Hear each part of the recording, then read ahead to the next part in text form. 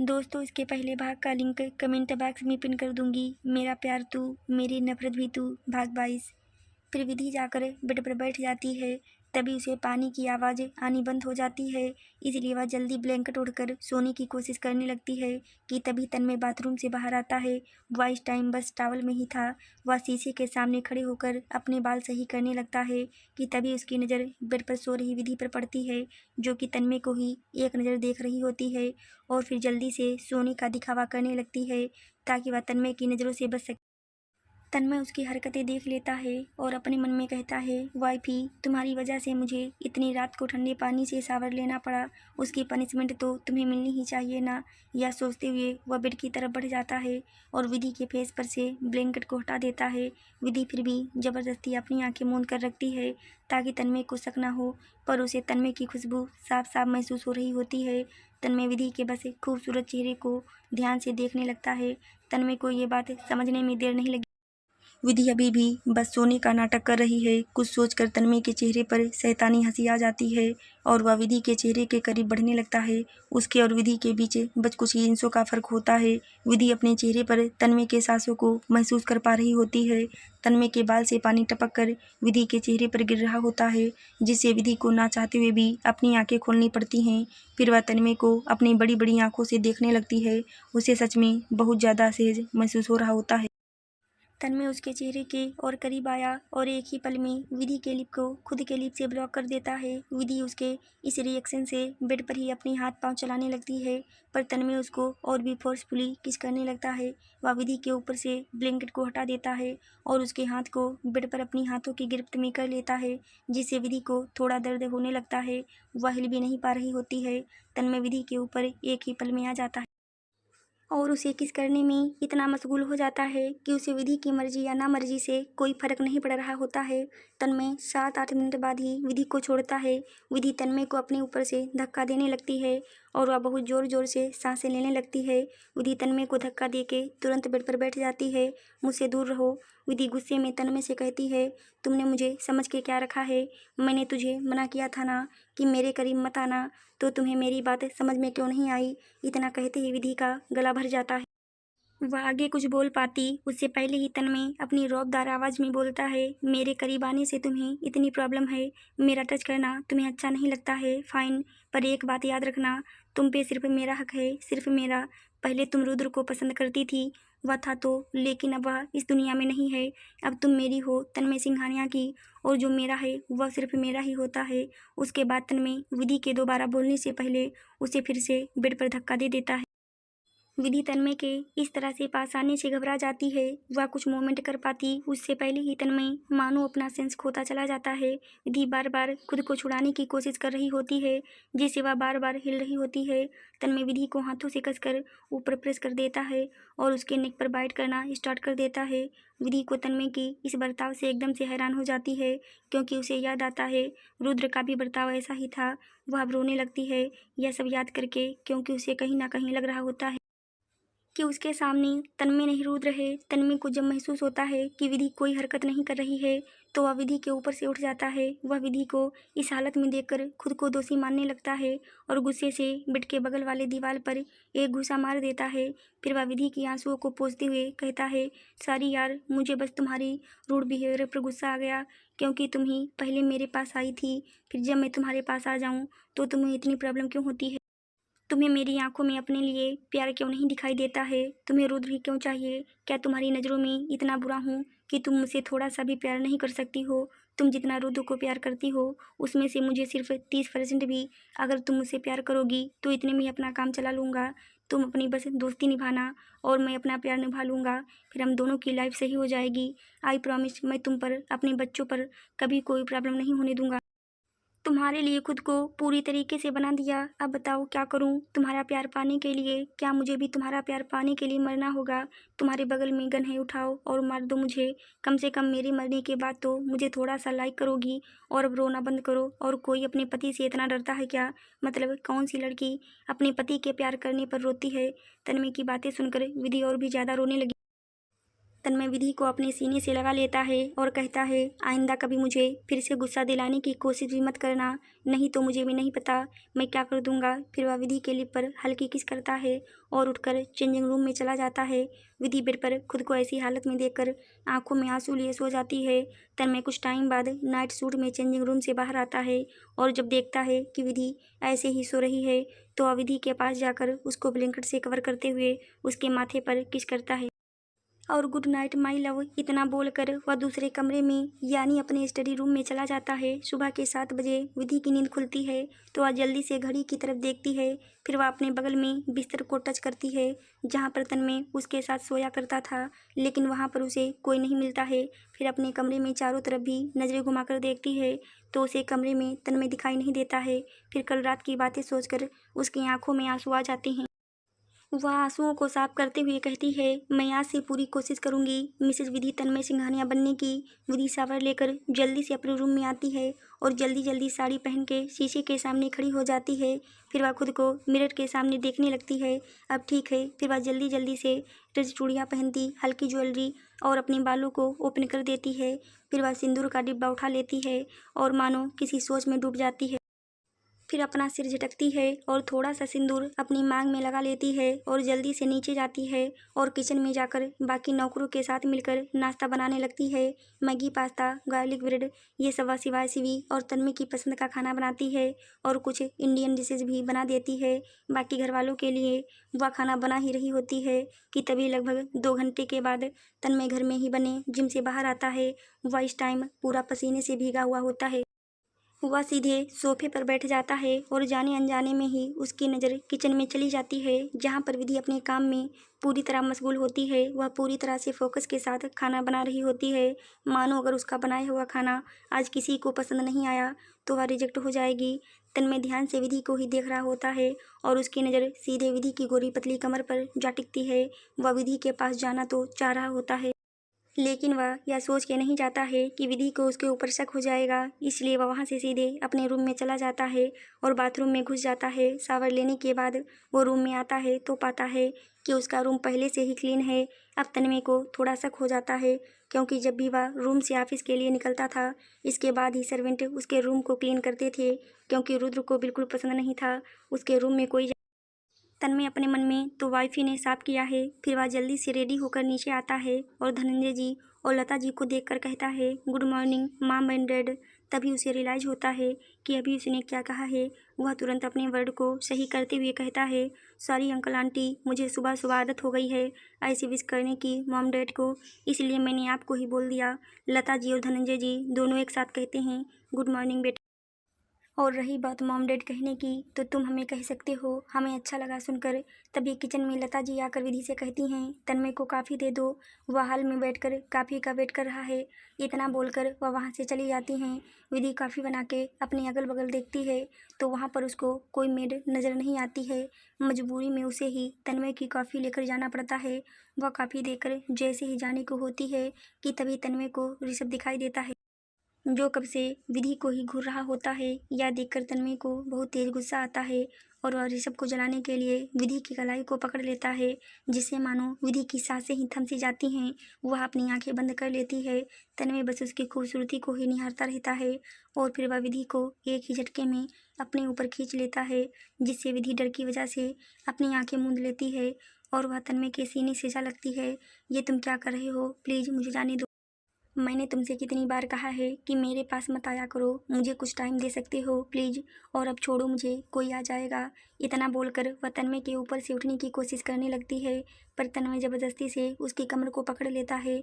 फिर अपनी मदहोश आवाज़ में कहता है, तुम बहुत खूबसूरत हो और इस खूबसूरती पर सिर्फ मेरा हक है, इसलिए एक आदर्श बहू होने के साथ तुम्हें एक पत्नी भी बनना चाहिए।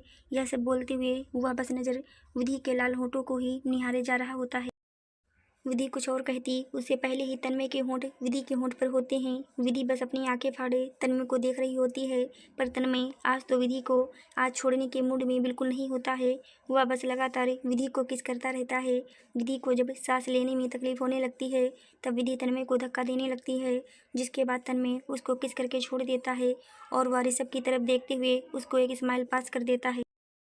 ऋषभ तन्मय की इस हरकत को देखकर गुस्से में अपनी हाथ की मुठ्ठियां कस लेता है और अपने मन में कहता है, मुझे जल्द ही कुछ करना पड़ेगा, इससे पहले कि विधि इसके करीब जाए। वहीं विधि तन्मय के छोड़ते ही वहां से ऐसे भागती है जैसे उसके पीछे कोई भूत पड़ गया हो और सीधे अपने रूम में चली जाती है और दरवाज़ा बंद करके जोर जोर से सांसें ले रही होती है। उसका हार्ट बीट मानो बाहर ही आ जाता। अगर वहाँ पर 1 मिनट भी रुकती तो।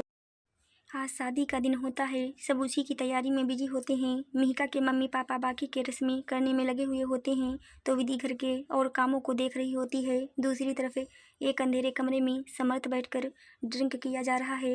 तभी वहाँ पर आस्था आती है और उसके कंधे पर हाथ रखकर कहती है, आज तुम्हारी बहन की शादी है और तुम यहाँ अकेले बैठे हो और यह सब कर रहे हो। रुद्र भाई तो पहले ही नहीं रहे और आज तुम भी वहाँ पर नहीं रहोगे तो उसे कितना बुरा लगेगा। तुमने सोचा है? समर्थ उसकी बातों के ऊपर हंसते हुए कहता है, तुम टेंशन मत लो, वह समझती है कि मैं वहाँ पर क्यों नहीं गया हूँ। उसे बुरा नहीं लगेगा। पंचायत में जाकर उसकी इज्जत कम नहीं करना चाहता। मैं नहीं चाहता दुनिया वालों को यह पता चले कि मैं उसका भाई हूँ और मेरी वजह से उसकी बदनामी हो। आस्था समर्थ की बातें सुनकर कहती है, तुम कैसी बातें करते हो? कोई भी बहन को अपने भाई के ऊपर गर्व होता है, ना कि उसकी वजह से उसकी बेइज्जती होती। समर्थ आस्था का हाथ पकड़कर कहता है, चलो आज मैं तुम्हें एक सीक्रेट बताता हूँ अपना। मुझे पता है उसे सुनने के बाद तुम भी मुझे छोड़कर चली जाओगी, लेकिन कोई बात नहीं, मुझे अकेले रहने की आदत है। मुझे सब छोड़ देते हैं। मेरी सच्चाई जानने के बाद मैं समर सिंह राठौर, धनंजय सिंह राठौर का नाजायज़ औलाद हूँ। जब मुझे देखते हैं तो उन्हें मुझसे नफरत होने लगती है। वह मुझे कब का मार देना चाहते थे, लेकिन माँ ने मुझे आज तक जिंदा रखा। मैंने उनकी हर एक गलतियों को नज़रअंदाज किया है। यह सोचकर कि जैसे भी हैं वह मेरे पापा हैं, लेकिन हद तो तब हो गई जब मुझे अनामिका नाम की एक लड़की से प्यार हो गया। वह भी मुझसे बहुत प्यार करती थी। वह अपने घर वालों से मुझे मिलवाने ले गई। मैंने भी बदले में उससे पापा को बर्थडे पार्टी पर इनवाइट कर दिया। तुम्हें पता है जब वह बर्थडे पार्टी पर आए तो पापा ने क्या कहा उसके पापा से, कि मैं उनकी नाजायज़ औलाद हूँ। अगर इसके बाद भी उनको रिश्ता कबूल है तो कोई प्रॉब्लम नहीं है मेरी उससे शादी करवाने।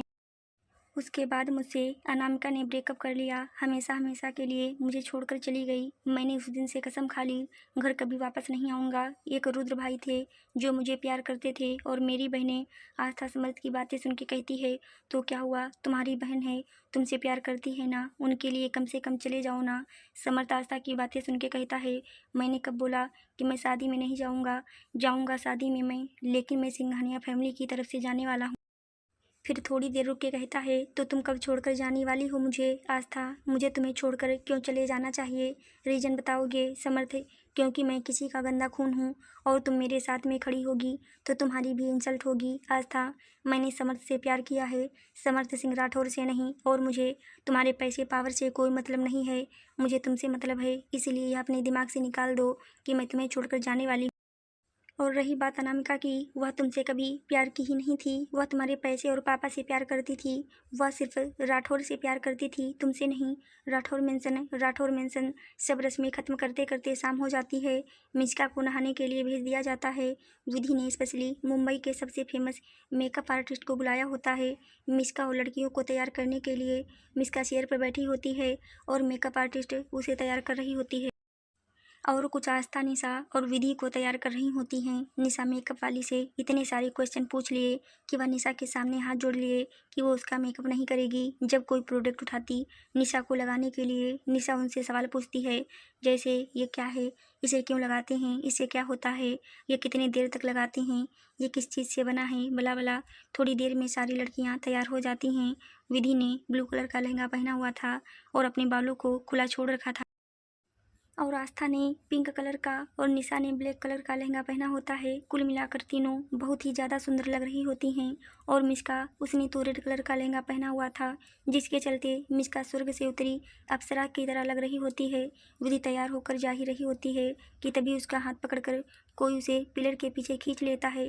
विधि पहले तो चौंक जाती है, लेकिन वह जैसे अपने सामने देखती है तो अतन में होता है, जो उसी के लहंगे से मैच करता हुआ नीले रंग का जोधपुरी सूट पहना हुआ होता है, ब्लैक शूज, जेल से सेट किए हुए बाल, और उसके एक हाथ में वॉच होती है। वह बहुत ही ज़्यादा हैंडसम लग रहा होता है। विधि बिना पलक झपकाए उसी को घूर घूर कर देखने लगती है। तन्मय जब खुद को यूँ घूरता दिखता है, विधि को उसके चेहरे पर स्माइल आ जाती है और वह विधि के और करीब चला जाता है और उसके कानों में बोलता है, क्या हुआ, मैं ज़्यादा हैंडसम लग रहा हूँ क्या? विधि अपने ख्यालों में खोई हुई बोलती है, हाँ बहुत ही ज़्यादा। तन्मय उसकी बातें सुनकर एक डेविल स्माइल करने लगता है और कहता है कि जब मैं इतना ज़्यादा हैंडसम दिख रहा हूँ तो मुझे रिवार्ड तो मिलना चाहिए ना। विधि तन्मय की बातें सुनकर अपने ख्याल से बाहर आती है और बोलती है, बिल्कुल नहीं, बिल्कुल हैंडसम नहीं दिख रहे हो, जाकर ही खुद को देख लो दोबारा से, खुद ब खुद तुम्हें पता लग जाएगा। तन्मय विधि को टीच करते हुए कहता है, मैंने तुमसे थोड़ी पूछा है कि मैं कैसा दिख रहा हूँ, मैंने अपने वाइफ से पूछा था और उसने मुझे जवाब दे दिया है कि मैं बहुत ही ज़्यादा हैंडसम लग रहा हूँ। यह सब कहते हुए वह विधि के और भी करीब चला जाता है, तुम्हें जानने की कोशिश करते करते हाय तुमसे ही दिल हार बैठे। तभी विधि उसको धक्का देकर खुद से दूर कर देती है। अपनी आज की बात में कर लेना, फिलहाल शादी पर ध्यान दो, बारात आने वाली है। तन्मय उसकी बात सुनकर मुंह बना लेता है और कहता है, हद है, तुम ना हमेशा मेरे रोमांटिक मूड का सत्यानाश कर देती हो। बट कोई नहीं, एक बार शादी हो जाने दो, फिर मैं तुम्हें आराम से देखता हूँ।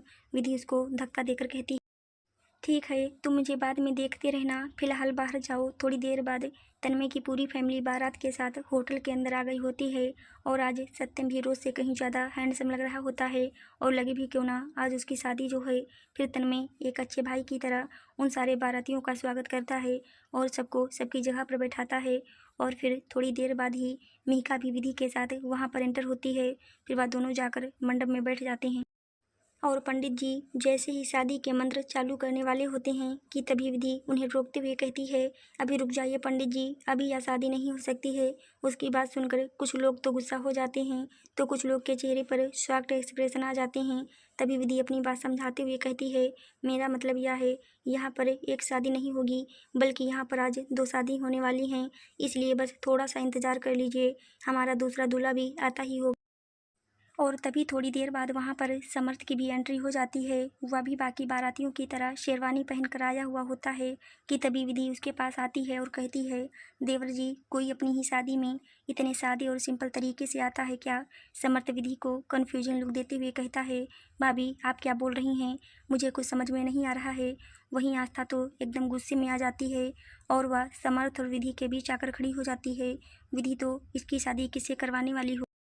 विधि उसकी बात सुनकर स्माइल करने लगती है और उसके नोज को पिंक करते हुए कहती है, मैं अपने देवर की शादी एक बहुत ही ब्यूटीफुल एंड स्मार्ट लड़की से करवाने जा रही हूँ और वह लड़की मुझे ना बहुत ही ज़्यादा पसंद है। उसकी बातें सुनकर आस्था का रोनी जैसा मुंह बन जाता है और वह कहती है, तुम मेरे साथ ऐसा कैसे कर सकती हो? तुम्हें पता है ना मैं समर्थ से प्यार करती हूँ, उसके बाद भी तुम उसकी शादी किसी और से कैसे करवा सकती हो? तभी वहाँ पर आस्था के मम्मी पापा आ जाते हैं, कहते हैं, तुमसे किसने कह दिया कि उसकी शादी किसी और से हो रही है? आस्था अपने मम्मी पापा को देखकर एक सेकंड के लिए खुश हो जाती है, लेकिन जब उसे याद आता है कि समर्थ की आज शादी होने वाली है तो फिर से दुखी हो जाती है और कहती है, अब आप लोग क्या बोल रहे हो, मुझे कुछ समझ नहीं आ रहा है। आस्था की मॉम उसके पास आकर उसके माथे पर किस करते हुए कहती हैं, आज से 3 दिन पहले तुमने मुझे फ़ोन करके अपने लिए कुछ मांगा था, तो मैंने सोचा क्यों ना मैं तुम्हें तुम्हारी खुशी तुम्हारे बर्थडे के दिन ही दे दूं। आस्था बीबी उनकी बातें सुनकर कंफ्यूज होती है और कहती है, आप मुझे क्या देने वाले हो? तभी आस्था के पापा आकर उसके सर पर हल्के हाथों से मारते हुए कहते हैं, हम तुम्हें तुम्हारा दूल्हा देने वाले हैं जिसके लिए तुम उस दिन रात को फ़ोन करके रो रही थी। अब जाकर आस्था को याद आता है कि उसने उस दिन ड्रिंक कर ली थी और रोते हुए अपने डैड को सब कुछ बता दिया था कि वह कैसे समर्थ से प्यार करती है और समर्थ उसे एक्सेप्ट नहीं कर रहा है क्योंकि उसे लगता है वह एक नाजायज़ बच्चा है। यह सब याद आते ही वह अपने डैड को गले लगा लेती है और कहती है, क्या सच में पापा आपको कोई प्रॉब्लम नहीं है उसे? उसके पापा उसके माथे पर किस करते हुए कहते हैं, मुझे फ़र्क नहीं पड़ता वह कहाँ से बिलोंग करता है, मैं तो बस यह जानकर खुश हूँ कि मेरी बेटी से प्यार करता है और मेरी बेटी को खुश रखेगा और इससे ज़्यादा मुझे क्या चाहिए। फिर वह समर्थ के पास आते हुए कहती हैं, क्या हुआ, तुम हमें ऐसे क्यों देख रहे हो? क्या तुम अब हमारी बेटी से शादी नहीं करने वाले हो? उनकी बातें सुनकर समर्थ कहता है, लेकिन सर मैं, वह इतना बोला होता है कि तभी धनंजय जी वहाँ पर आ जाते हैं और कहते हैं, क्या मैं तुम शादी कर रहे हो समझे, और मैंने शादी की पूरी तैयारी भी करवा दी है, इसलिए अब मना करने के बारे में तो सोचो भी मत। फिर वह समर्थ का हाथ पकड़ लेते हैं और कहते हैं, मुझे माफ़ कर दो, मैं अंधा हो गया था अपने पैसे के घमंड में और इसलिए मैं तुम्हारे प्यार को नहीं देख पाया। और हमेशा तुमसे नफरत करता था। प्लीज़ अपने बाप को माफ़ कर दो। या कहते हुए वह अपने घुटनों पर बैठने लगते हैं। समर्थ तुरंत उनको कंधे से पकड़कर खड़ा कर देता है और कहता है, डैड यह क्या कर रहे हैं आप मेरे डैड हैं, समर्थ सिंह राठौर के डैड। आप ऐसे किसी के सामने नहीं झुक सकते हो, चाहे वो आपका बेटा ही क्यों ना हो। आपने मुझे अपना बेटा कहा, मेरे लिए यही काफ़ी है। लता जी आकर समर्थ को गले लगा लेती हैं और कहती हैं, थैंक यू सो मच। उनकी इतनी गलतियों के बाद भी उन्हें माफ़ करने के लिए समर्थ लता जी की आंखों में आए हुए आंसू को साफ करते हुए कहता है, अरे मॉम अब रोना बंद करिए, आज आपके घर बहू आने वाली है और आप हैं कि रो रही हैं।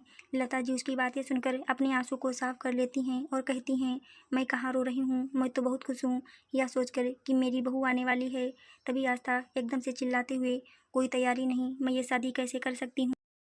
मुझे अपनी शादी में कितने सारे शॉपिंग करने थे, फ़ोटो शूट करवाना था, दुनिया को दिखाना था मुझे कि मेरा पति the most handsome and famous superstar. मेरे सारे सपने तो धरे के धरे रह गए। अब मुझे इन कपड़ों में शादी करनी पड़ेगी। आस्था को चिल्लाती देखकर उसकी माँ उसके पास आती हैं और कहती हैं, तुमसे किसने बोल दिया कि तुम्हारी शादी की शॉपिंग नहीं हुई है। मैंने तुम्हारी शादी की पूरी शॉपिंग कर ली है और मैं तुम्हारे लिए तुम्हारे पसंद का लहंगा भी सिलेक्ट कर लिया। अब बस फटाफट जाओ और तैयार होकर जाकर मंडप में बैठ जाओ। आस्था उनके दोनों गालों पर किस करते हुए कहती है, थैंक यू सो मच, मुझे पता ही था आप अपनी इकलौती बेटी के साथ ऐसा होने नहीं देंगी। फिर वह वहाँ से ब्यूटिशियन के साथ चली जाती है और समर्थ को भी तन में लेकर वहाँ से चला जाता है। फिर थोड़ी देर बाद वह लोग भी तैयार होकर आ जाते हैं और उन दोनों जोड़ों की शादी स्टार्ट हो जाती है और लगभग 3 घंटे बाद उनकी शादी समाप्त भी हो जाती है। शादी समाप्त होने के बाद विधि लता जी के पास आती है और कहती है, माम अब मुझे जाना होगा यहाँ से। मैं अब सिंघानिया खानदान की बहू हूँ, तो अब मुझे वहाँ जाकर मिहिका के स्वागत की तैयारी करनी होगी। लता जी विधि को वहाँ से जाने देना नहीं चाह रही होती हैं, क्योंकि उनके सामने तन्वी की मॉम का बिहेवियर बार बार सामने आ रहा होता है कि वह कैसे साफ साफ मना कर रही थी विधि को अपनी बहू मानने से। लेकिन फिर भी अब सच्चाई यही थी कि विधि तन्वी सिंघानिया की वाइफ है, ना कि रुद्र सिंह राठौर की। इसलिए वहाँ अपने इमोशंस को छुपाते हुए उसे जाने की इजाज़त दे देती हैं। विधि वहाँ से तन्मय के साथ निकल ही रही होती है कि तभी वहाँ पर शिवाय और शिवी आ जाते हैं और दोनों कहते हैं, मॉम हम भी आपके साथ चलेंगे। शिवाय की बातें सुनकर विधि को समझ में नहीं आ रहा होता है कि वह क्या बोले। तभी बीच में धनंजय जी आ जाते हैं और कहते हैं, शिवाय बेटा तुम वहाँ पर क्यों जा रहे हो, तुम यहीं पर रहो ना दादा दादी के पास। शिवी भी छोटी है तो उसे जाने दो, तुम तो यहाँ पर रह सकते हो ना।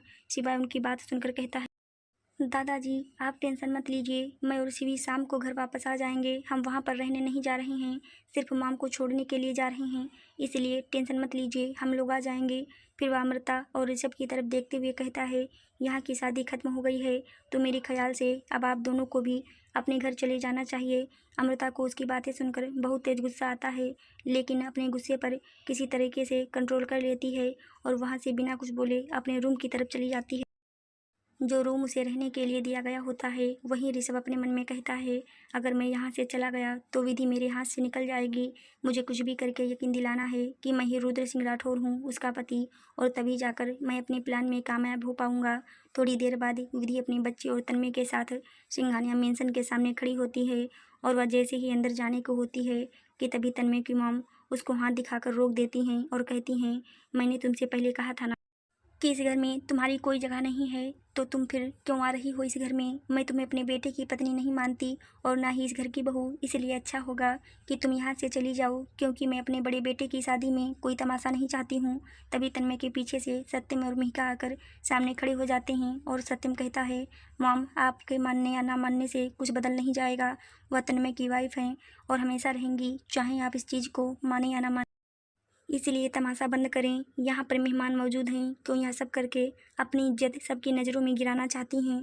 तन्मय की माम गुस्से से कहती हैं, तुम दोनों भाई मुझसे उस लड़की के लिए लड़ रहे हो जिसका कोई कैरेक्टर ही नहीं है, जो शादी के पहले ही प्रेग्नेंट हो गई थी और अब मेरे बेटे को जाल में फंसाकर उससे शादी भी कर ली है। तन्मय को उनकी बातें और ज़्यादा बर्दाश्त नहीं होती हैं और वह एकदम चिल्लाते हुए कहता है, मॉम फालतू की बकवास करना बंद करो, नहीं तो मुझसे बुरा कोई नहीं होगा।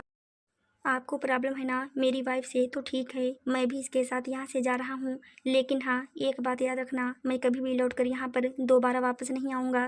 तभी वहाँ पर दादी माँ जाती हैं और कहती हैं, इस घर की बड़ी मैं हूँ, यहाँ पर मेरे फैसले चलते हैं, इसलिए तुम फैसला करने वाली होती कौन हो। विधि यहाँ से कहीं नहीं जाएगी, वह इस घर की बहू है और इस घर में रहेगी। तुम कहीं नहीं जा रही हो, चलो तुम दोनों अंदर जाओ और मैं भी देखती हूँ इस वक्त से कौन विधि को कुछ बोलता है।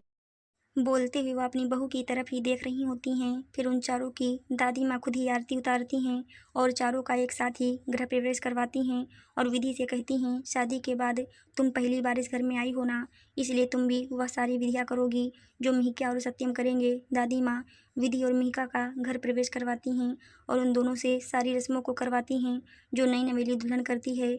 ऐसे सारे रस्मों को करते हुए रात हो जाती है। फिर उन दोनों को कमरे में छोड़ने के लिए एक मेड को बोल देती हैं। वह मेड विधि को तन्मय के कमरे के सामने लाकर खड़ा कर देती है और कहती है, यह सर का कमरा है, आप अंदर जा सकती हैं। उसकी बातें सुनकर विधि की हार्ट बीट तेज हो जाती है। आज वह पहली बार तन्मय के कमरे को देखने वाली होती है। वह एक गहरी सांस लेती है और धीरे से उसके गेट को ओपन कर देती है और वह जैसे ही अंदर का नज़ारा देखती है, वह देखती ही रह जाती है। तन्मय का बेडरूम। विधि जैसे ही कमरे में आती है, सामने का नज़ारा देख उसकी आंखें हैरानी से फैल जाती हैं। विधि कमरे को देखते हुए, ये सब क्या है। तभी उसके पीछे से दादी माँ जाती हैं और कहती हैं, दोनों की शादी तो हॉस्पिटल में हो गई थी, लेकिन सही मायने में देखा जाए तो आज तुम इस घर की बहू बनी हो और मैं चाहती हूँ तुम आज ही अपने इस नए रिश्ते की शुरुआत भी करो। मुझे पता है तुम रुद्र को अभी भी भूल नहीं पाई हो, क्योंकि वह तुम्हारे लिए सब कुछ था, लेकिन अब वो नहीं है। अब तुम्हारी लाइफ में तन्मय है, वह तुम्हारा पति है, तुम्हें उसका हक उसे दे देना चाहिए। क्योंकि मैं नहीं चाहती कल को इसी बात का सहारा लेकर तन्मय की माम तुम्हें और उसे अलग कर दें और मेरा पोता तुम्हारे लिए ऐसे ही तड़पता रहे। वो तुमसे बहुत प्यार करता है। जब उसने तुम्हें पहली बार देखा था तभी उसने तुम्हें अपना दिल दे दिया था और हमेशा मुझसे तुम्हारी ही बातें करते रहता था। तुम्हारे दिल में उसके लिए कोई जगह हो या ना हो, लेकिन उसके दिल में सिर्फ और सिर्फ तुम ही रहती हो। प्लीज़ एक बार इस दादी माँ की बात मान लो और अपने इस रिश्ते को एक मौका देकर देखो, क्या पता सब सही हो जाए। वैसे यह सब छोड़ो, बहुत सेंटी बातें हो गईं और मैं तो मॉडर्न ज़माने की दादी माँ हूँ। तो अब तुम मुझे यह बताओ, तुम्हें तुम्हारा यह रूम कैसा लगा। विधि उनकी बातें सुनकर रोते हुए भी हंसने लगती है और उस रूम को ध्यान से देखने लगती है।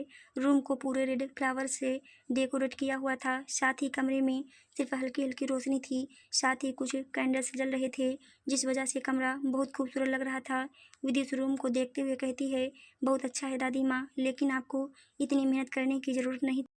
दादी माँ उसकी बात सुनकर कहती हैं, क्यों ज़रूरत नहीं थी रूम को डेकोरेट करने की। मैंने सोचा क्यों ना तुम दोनों की इस रात को एक यादगार रात बना दिया जाए। दादी माँ की बातें सुनकर विधि का शर्म से पूरा चेहरा लाल पड़ जाता है और अपने मन में कहती है, हद है, मतलब यह दुनिया की पहली दादी माँ होंगी जो अपने पोते की सुहागरात के लिए खुद के हाथों से रूम को डेकोरेट किया हो। दादी माँ जब उसको ऐसे शर्माते हुए देखती हैं तो वह मुस्कुराने लगती हैं और कहती हैं, शर्माने की ज़रूरत नहीं है, सबको पता है कि शादी के बाद लोग क्या करते हैं।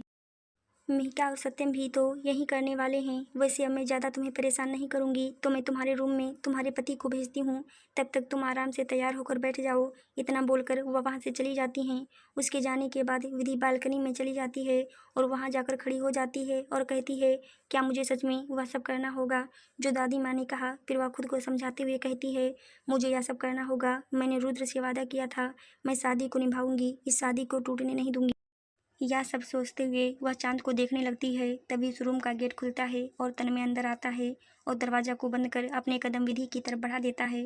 पर अभी भी विधि अपने ही ख्यालों में गुम एकटक चांद को निहारे जा रही थी कि तभी उसके गर्दन पर किसी की गर्म सांसें महसूस होती हैं। विधि तुरंत अपने ख्यालों से बाहर आती है और तन्मय को देखने लगती है। तन्मय कुछ कहे उसे पहले ही विधि अपने पंजों पर खड़ी होकर उसके होंठों पर अपने होंठ रख देती है। विधि के इस एक्शन से तन्मय हैरान हो जाता है। 5 मिनट किस करने के बाद विधि तन्मय से अलग होती है और अपनी नज़रें नीचे कर खड़ी हो जाती है। तन्मय डेविल स्माइल करते हुए विधि की कमर कसकर पकड़ अपने करीब खींच लेता है और उसके बालों को उसके कानों के पीछे कर उसके कान में कहता है, क्या चाहिए। विधि उसकी नज़रों से अपनी नज़रों को चुराते हुए कहती है, मुझे तुम चाहिए। विधि की बात सुनकर तन्मय ध्यान से उसको देखने लगता है और अब उसकी नज़र विधि की खूबसूरती पर जाती है। जहाँ विधि रोज रेड कलर की साड़ी पहने खड़ी थी। विधि के लंबे घने कमर तक बाल, साथ ही कुछ लटें जो उसके चेहरे को चूम रही थी। बिना किसी मेकअप के वो बहुत ही कमाल लग रही थी। तन्मय का यूं एकटक खुद को देखना विधि को थोड़ा अनकंफर्टेबल फील हो रहा था। तभी तन्मय विधि के सामने जाकर खड़ा हो जाता है। विधि को लगता है वो इस बार फिर से उसे रिजेक्ट करने वाला है, इसलिए वह अपने बालों को अपने कान के पीछे कर तन्मय के बगल से निकलने लगती है। तभी तन्मय उसे पीछे से पकड़ अपनी बाहों में भर लेता और अपनी गर्म सांसें विधि के गले में छोड़ने लगता है, जिससे विधि अपनी आंखें बंद कर लेती है। तन्मय के एक हाथ विधि की कमर को सहलाने लगता है। फिर तन्मय विधि को अपनी तरफ पलट उसे एक झटके में अपनी बाहों में उठाकर मिरर के पास ले जाता है और फिर विधि को ड्रेसिंग टेबल पर बैठा देता है। विधि भी अपनी नज़रें नीचे कर बैठ जाती है। फिर तन्मय अपनी पॉकेट से एक बॉक्स निकालता है और उस बॉक्स को खोल उसमें से एक मंगलसूत्र निकाल उस बॉक्स को ड्रेसिंग टेबल पर रख देता है। विधि की नज़रें जैसे ही मंगलसूत्र पर पड़ती हैं वो बिना पलके झपकाए उसे देखने लगती है। फिर तन्मय अपने हाथों से विधि के गले में वो मंगलसूत्र पहना देता है, जिसके साथ ही विधि की आंखों से एक कतरा आंसू निकलकर तन्मय के हाथों में गिर जाता है, जिसे देख तन्मय तिरछा मुस्कुरा देता है। फिर तन्मय विधि का हाथ पकड़ उसे खड़ा कर उसकी पीठ से घुमा उसे अपने बाहों में भरते हुए उसे मिरर दिखाता है। विधि भी अपनी नज़रें उठाकर अपने गले में पड़े मंगलसूत्र को देखती है, जो एक सिंपल सा पर बहुत खूबसूरत डायमंड का मंगलसूत्र था। विधि वो मंगलसूत्र देख अपने मन में, ये मंगलसूत्र तो बिल्कुल वैसा ही है जैसा मैंने रुद्र से बोला था कि इन फ्यूचर हम जब शादी करेंगे तो मुझे सुहाग रात पर ऐसा ही मंगलसूत्र पहनाना। क्या ये बात भी रुद्र ने तन्मय को बताई थी? यह सब सोचते हुए उसकी आंखों में आंसू आ जाते हैं। तन्मय विधि को रोता हुआ देखकर अपने मन में कहता है, सॉरी वाइफी, तुम रुद्र राठौर को नहीं भूल सकती हो। मैं भले तन्मय बन चुका हूँ, लेकिन तुम्हारे दिल में प्यार सिर्फ रुद्र के लिए होना चाहिए। तुम्हारे हर एक ख्वाब में रुद्र नजर आना चाहिए, क्योंकि तुम मेरी हो। मैंने तुम्हें प्यार किया है, तन्मय से नहीं। मानता हूँ मैं सेल्फिश हो रहा हूँ, लेकिन मैं फिर भी यह नहीं बर्दाश्त कर पाऊंगा कि तुम किसी और के बारे में सोचो, तुम किसी और के लिए फीलिंग रखो, चाहे मेरा ही बदला हुआ स्वरूप क्यों ना हो। लेकिन देखो ना, मैं इतना ज़्यादा मजबूर हो गया हूँ कि खुद के हाथों से खुद के वजूद को मिटाने जा रहा हूँ। आज के बाद रुद्र का वजूद पूरे तरीके से ख़त्म हो जाएगा और तुम तन्मय की हो जाओगी हमेशा हमेशा के लिए। इसलिए यह मंगलसूत्र रुद्र की निशानी समझ कर रखना, ताकि तुम इसी बहाने कभी कभी तो मुझे याद कर सको। फिर वह विधि के आंसू साफ कर उसके कान में धीरे से कहता है, बीबी आज हमारी सुहागरात है और एक तुम हो जो बस रोने में टाइम वेस्ट कर रही हो। इतना कहकर तन्मय एक बार फिर विधि को अपनी बाहों में उठा लेता है और उसे लेकर बेड की तरफ बढ़ने लगता है। तन्मय विधि को बेड पर लिटाकर खुद इसके ऊपर आकर उसके होठों पर अपने होठ रख किस करने लगता है। वक्त के साथ साथ तन्मय की किस वाइल्ड होने लगती है। तन्मय किस करते वक्त बीच बीच में विधि को बाइट भी कर रहा था। विधि अपने मन में कहती है, सॉरी रुद्र सिंह राठौर, लेकिन आज से तुम हमेशा हमेशा के लिए मेरे दिल से निकलने जा रहे हो। मैं अब तन्मय की होने जा रही हूँ। अब तुम्हें चाह कर भी याद नहीं कर पाऊंगी। मुझे नफरत है तुमसे, आई हेट यू। विधि जैसे ही तन्मय को हक करती है, वैसे ही अनजाने में उसके मुँह से रुद्र का नाम निकल जाता है और वह अपने मन में कहती है, ये टच, ये बॉडी सेंटेंस सब कुछ जाने पहचाने क्यों हैं। कहते हैं ना, हम चाहें कुछ भी भूल, लेकिन अपने के बोलने का तरीका नहीं भूलते हैं और ना ही उनके छूने का तरीका भूलते हैं। और यही सब विधि के साथ हो रहा होता है। वह रुद्र के टच को अच्छे से पहचान रही होती है और वह अपने मन में कहती है, आखिर तुम हो कौन, तुम मुझे रुद्र की याद क्यों दिलाते हो। इसके आगे की कहानी जानने के लिए देखिए कहानी का अगला भाग 23। दोस्तों, अगर आपको हमारी कहानी ज़रूर अच्छी लगी हो तो चैनल को लाइक शेयर सब्सक्राइब जरूर करें। फिर मिलते हैं दोस्तों कहानी के अगले भाग में, तब तक के लिए धन्यवाद।